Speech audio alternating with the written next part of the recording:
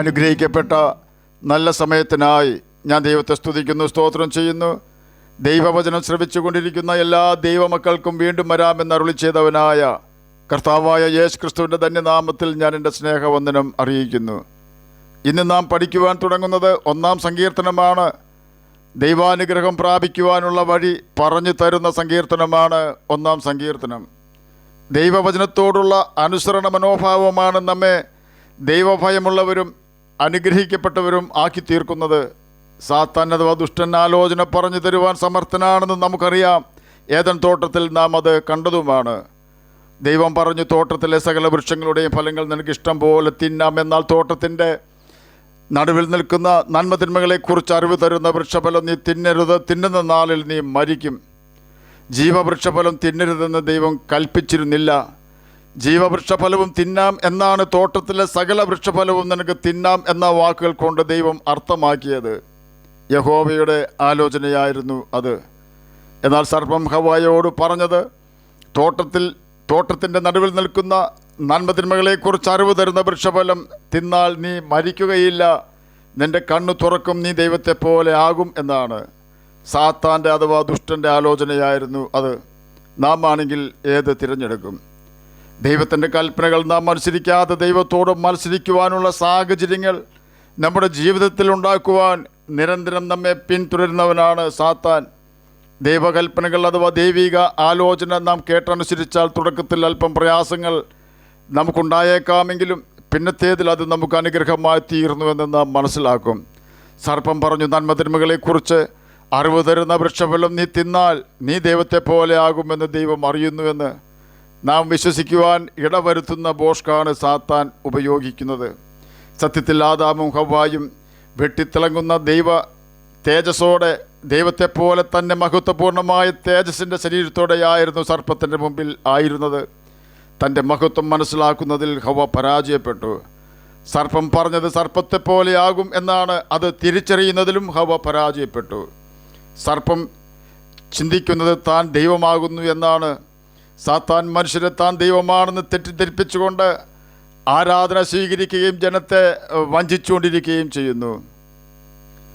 ദൈവവചനമായ Bible പഠിപ്പിക്കുന്ന വ്യക്തികൾ പാപം ചെയ്യുന്നവരാണെങ്കിൽ അവർക്ക് ശരിയാവണ്ണം ദൈവവചനം പഠിപ്പിക്കുവാൻ സാധിക്കുകയില്ല. ആകയാൽ പഠിപ്പിക്കുന്ന ദൈവവചനം ശരിയാവണ്ണം പഠിപ്പിക്കേണ്ടതിന് ദൈവാത്മാവിൻ്റെ ശക്തിയിൽ ആശ്രയിച്ചുകൊണ്ട് വേണം വചനം പഠിപ്പിക്കുന്നവർ പഠിപ്പിക്കുവാൻ. അതല്ല എങ്കിൽ തെറ്റായ രീതിയിൽ നാം വചനം പഠിപ്പിക്കുകയും ന്യായവിധിക്ക് നാമും നമ്മെ പഠിക്കുന്നവരും യോഗ്യരായി തീരുകയും ചെയ്യും. അതുകൊണ്ടാണ് പൗലോസ് എഴുതിയത്, നിന്നെ തന്നെയും ഉപദേശത്തെയും സൂക്ഷിച്ചു കൊള്ളുക, എന്നാൽ നീ നിന്നെയും നിൻ്റെ പ്രസംഗം കേൾക്കുന്നവരെയും രക്ഷിക്കും.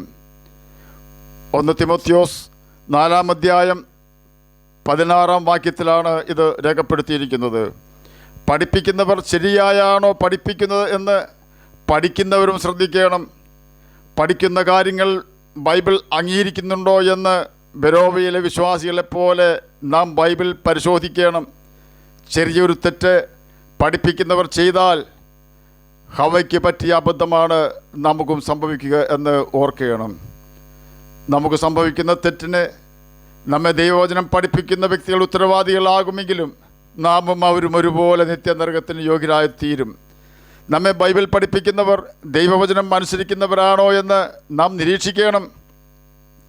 അപ്രകാരം നിരീക്ഷിക്കുവാനുള്ള കഴിവ് നമുക്കുണ്ടാകണമെങ്കിൽ നിശ്ചയമായും ബൈബിളിലെ കൽപ്പനകൾ ബൈബിൾ വായിച്ച് കണ്ടെത്തുകയും ആ കൽപ്പനകൾ ചോദ്യം ചെയ്യാതെ നാം അനുസരിക്കുകയും വേണം. എന്നാൽ യോഹന്നാൻ എഴുതിയ സുവിശേഷം 14-ാം അധ്യായം 15, 16, 21, 23 വാക്യങ്ങളിൽ രേഖപ്പെടുത്തിയിരിക്കുന്നത് പോലെ പരിശുദ്ധാത്മാവ് നമ്മുടെ ഹൃദയത്തിൽ വന്ന് വസിക്കുകയും ദൈവാത്മാവ് നമ്മെ സകല സത്യത്തിലും വഴി നടത്തുകയും ചെയ്യും.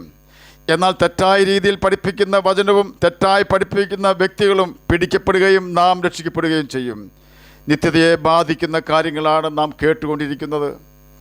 നാം മരിച്ചതിന് ശേഷം യാതനാസ്ഥലത്തും ഗന്ധകം കത്തുന്ന നിത്യ നരകത്തിലും എത്തിയതിന് ശേഷം നമുക്ക് വേണ്ടി ആരെല്ലാം പ്രാർത്ഥിച്ചാലും നാം രക്ഷപ്പെടുകയില്ല എന്ന് നമ്മുടെ ആത്മാവിൻ്റെ മേൽ അധികാരമുള്ള കർത്താവായ യേശു ക്രിസ്തു ലൂക്കോസ് എഴുതിയ സുവിശേഷം 16-ാം അധ്യായത്തിലെ ധനവാന്റെയും ലാസറിൻ്റെയും ഉപമയിൽ കൂടി പഠിപ്പിച്ചിട്ടുണ്ട് എന്ന് നാം ഓർക്കണം.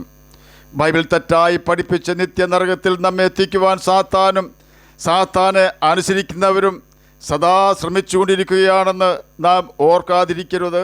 എന്ത് വില കൊടുത്തും ദുഷ്ടന്മാരുടെ ആലോചന പ്രകാരം നാം നടക്കുന്നില്ല എന്ന് ഉറപ്പ് വരുത്തണം. കാരണം അത് നമ്മെ പാപത്തിലേക്കും ഒടുക്കം നിത്യനരകത്തിലേക്കും എത്തിക്കും. ദാവീദ് ദൈവത്തിൻ്റെ കൽപ്പനകൾ അനുസരിച്ചുകൊണ്ട് ദൈവത്തിൻ്റെ ആലോചനയ്ക്ക് ശുശ്രൂഷ ചെയ്തുവെന്ന് അപ്പോസ്തല പ്രവൃത്തികൾ 13-ാം അധ്യായം 36-ാം വാക്യത്തിൽ രേഖപ്പെടുത്തിയിരിക്കുന്നു. എന്നാൽ ദാവീദിന് മുമ്പ് ഇസ്രായേൽ ഭരിച്ചിരുന്ന ശൗൽ രാജാവ് ദൈവകൽപ്പനകൾ അനുസരിക്കാതെ ജീവിക്കുകയും ദൈവത്തിൻ്റെ ആലോചനയ്ക്ക് ശുശ്രൂഷ ചെയ്യാതിരിക്കുകയും ചെയ്തു. ഒടുവിൽ അവൻ്റെ എല്ലാ തലമുറകളും താൻ തന്നെയും ഗിൽബോവ പർവ്വതത്തിൽ തകർന്നുപോയി. ദൈവകൽപ്പനകൾ അനുസരിക്കുവാൻ നാം വൈമനസ്യം കാണിച്ചാൽ, താല്പര്യക്കുറവ് കാണിച്ചാൽ, ആ നിമിഷം തന്നെ ദുരാത്മാവ് നമ്മുടെ അടുത്ത് വരും. അവൻ നമ്മുടെ മുമ്പിൽ വന്നാൽ സകലവിധ അശുദ്ധിയും നമ്മുടെ ശ്രദ്ധയിൽപ്പെടുത്തും. ആ സമയം നമുക്ക് അത് കണ്ണിന് മനോഹരമായി തോന്നും, കാതിന് ഇമ്പമായും തോന്നും.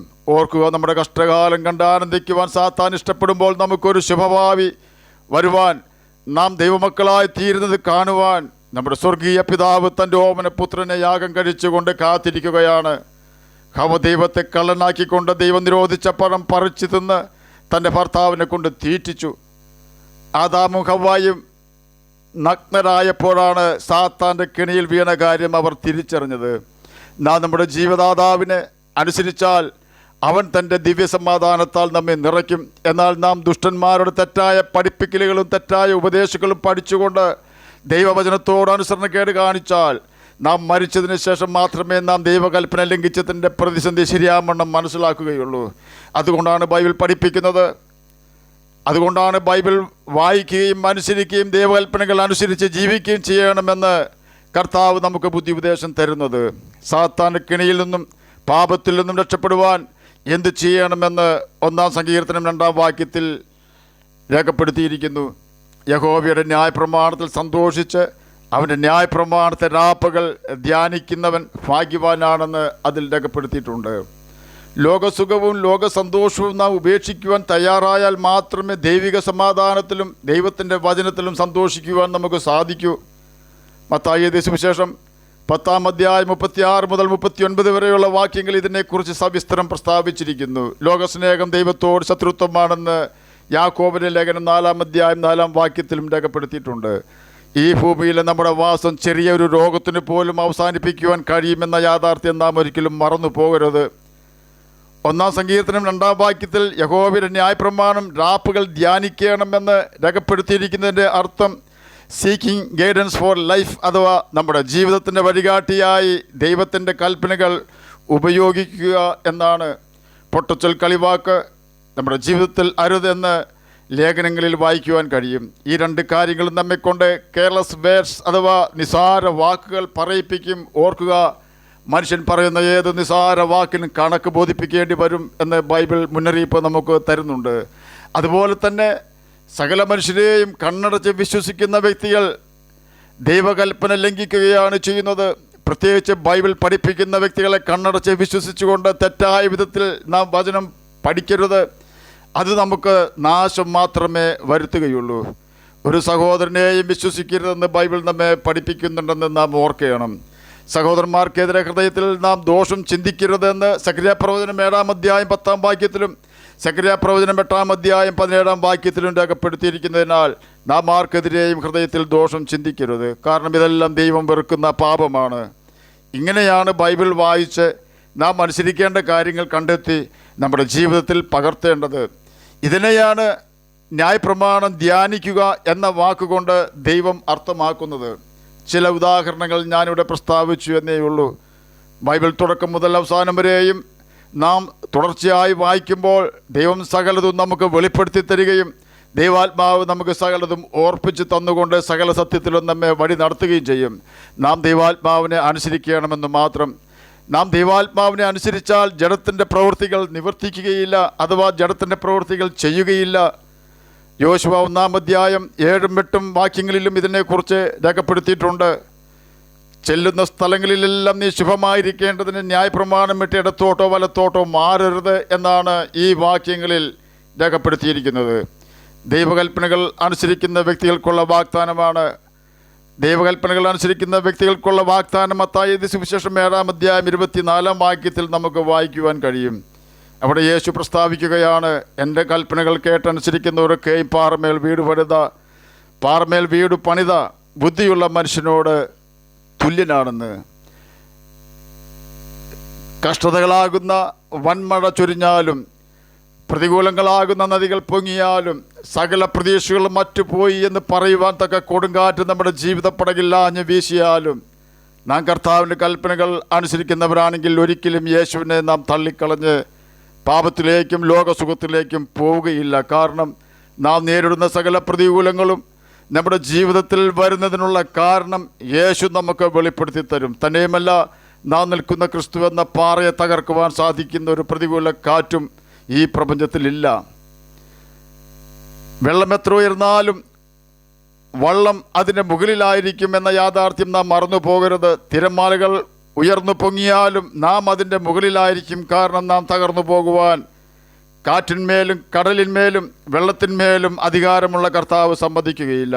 നാം ദുഷ്ടന്മാരുടെ ആലോചന കേൾക്കുവാൻ തയ്യാറാകാതെ ദൈവത്തിൻ്റെ ന്യായപ്രമാണത്തിൽ സന്തോഷിച്ച് അവൻ്റെ ന്യായപ്രമാണം അനുസരിച്ച് ദൈവത്തിൻ്റെ ആലോചന പ്രകാരം ജീവിച്ചാൽ ഈ ഭൂമിയിൽ സമാധാനത്തോടും സന്തോഷത്തോടും ജീവിക്കുവാനും മരണശേഷം നിത്യജീവൻ അവകാശികളായി തീരുവാനും ദൈവം സംഗതി വരുത്തും. നമ്മുടെ മുഖം മാടുവാൻ ദൈവം ഒരിക്കലും സമ്മതിക്കുകയില്ല. ആകയാൽ ദൈവകൽപ്പനകൾ അനുസരിച്ചുകൊണ്ട് ദൈവമക്കളായി ജീവിക്കുവാനും നിത്യജീവൻ അവകാശികളായി തീരുവാനും നമുക്ക് ഉത്സാഹിക്കാം. കർത്താവ് അതിനെ നമ്മെ സഹായിക്കട്ടെ എന്ന് പ്രാർത്ഥിച്ചുകൊണ്ട് ഞാൻ എൻ്റെ വാക്കുകളിൽ നിന്ന് വിരമിക്കുന്നു. നമുക്ക് പ്രാർത്ഥിക്കാം. ഞങ്ങളെ സ്നേഹിക്കുന്ന സ്വർഗീയ പിതാവേ, നല്ല വചനത്തിനായി അങ്ങയെ സ്തുതിക്കുന്നു, സ്തോത്രം ചെയ്യുന്നു. എന്നെ കേൾക്കുന്ന ഏതെങ്കിലും പ്രിയപ്പെട്ടവർ സ്വസ്ഥതയില്ലാതെ പ്രയാസപ്പെടുന്നെങ്കിൽ അങ്ങ് അവർക്ക് സ്വസ്ഥത കൊടുക്കണമേ. രോഗത്താൽ ഭാരപ്പെടുന്നവർക്ക് രോഗസൗഖ്യം കൊടുക്കണമേ. സമാധാനമില്ലാത്തവർക്ക് സമാധാനം കൊടുക്കണമെന്നൊരിക്കൽ കൂടി പ്രാർത്ഥിക്കുന്നു. ജോലിയില്ലാത്തവർക്ക് ജോലി കൊടുക്കണമേ. പ്രാർത്ഥന കേട്ടതിനായി സ്തോത്രം, യേശുവിൻ്റെ നാമത്തിൽ തന്നെ ആമേൻ. കർത്താവ് എല്ലാവരെയും അനുഗ്രഹിക്കട്ടെ. സ്തോത്രം.